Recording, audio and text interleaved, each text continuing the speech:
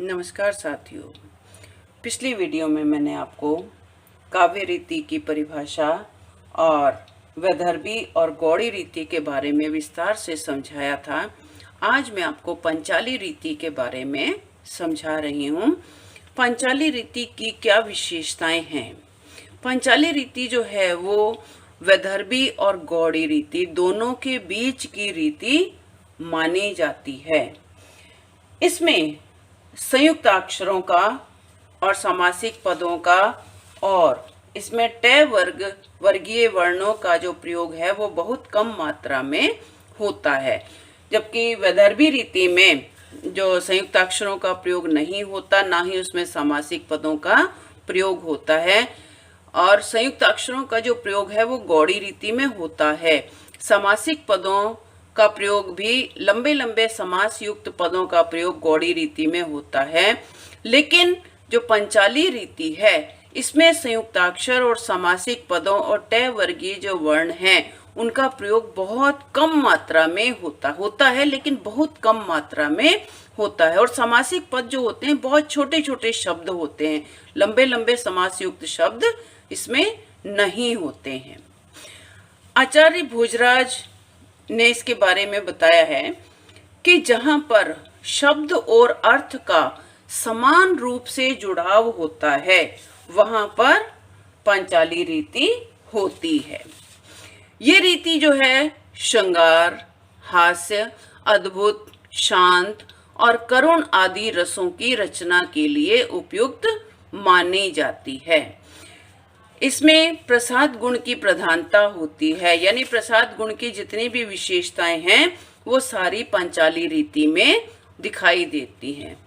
प्रारंभ में पांचाल प्रदेश के कवियों के द्वारा अधिक प्रयोग में लिए जाने के कारण इसका नाम पांचाली रीति पड़ा है।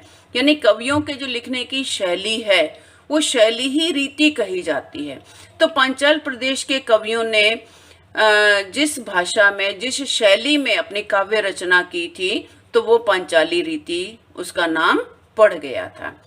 पंचाली रीति में स्वच्छ, निर्मल और आत्मीय पद होते हैं। आत्मीय पद मतलब ऐसे जब हम पढ़ते हैं उनको तो ऐसे लगता है ये हमारे साथ, हमारी आत्मा से जुड़े हुए हैं। और ये रीति की इस विशेषता है कि ये रीति ना तो वैदर्भी रीति की तरह समास रहित होती है और ना ही गौड़ी रीति की भांति लंबे लंबे समास युक्त होती है। यह मध्यम मार्ग है जिसमें छोटे छोटे समास अवश्य मिलते हैं। अब मैं उदाहरण लेती हूं कि युग युग चलती रहे कठोर कहानी, रघुकुल में थी एक अभागिन रानी, निज जन्म जन्म में सुने जीव यह मेरा, धिक्कार उसे था महास्वार्थ ने घेरा। अब यहाँ पर देखो करुण रस की इसमें प्रधानता है, समासिक पदों का अभाव है, संयुक्त अक्षर भी इसमें नहीं है, इसमें जो शब्द और अर्थ का समान रूप से जुड़ाव है। यहाँ पर जो दुर्योधन की माता का विलाप इसमें दिखाया गया है, शब्द और अर्थ का समान रूप से जुड़ाव कैसे है कि जैसे जैसे हम इसको पढ़ रहे हैं इसका जो अर्थ है वो भी वैसे ही निकल रहा है, यानी बहुत आसानी से इसका अर्थ जो है वो समझ में आ रहा है। अब दूसरा उदाहरण लेते हैं कि मानव जीवन वेदी पर परिणय हो विरह मिलन का, सुख दुख दोनों नाचेंगे है खेल आंख का मन का। अब यहाँ पर देखो समास युक्त शब्द अवश्य हैं, जैसे सुख दुख है ना, और विरह मिलन है और जीवन वेदी है। तो इसमें समास युक्त शब्द हैं, लेकिन लंबे लंबे समास नहीं है, बल्कि छोटे छोटे समास युक्त शब्दों का इसमें प्रयोग हुआ है। और इसमें सबसे बड़ी बात कि शांत रस का इसमें प्रयोग हुआ है।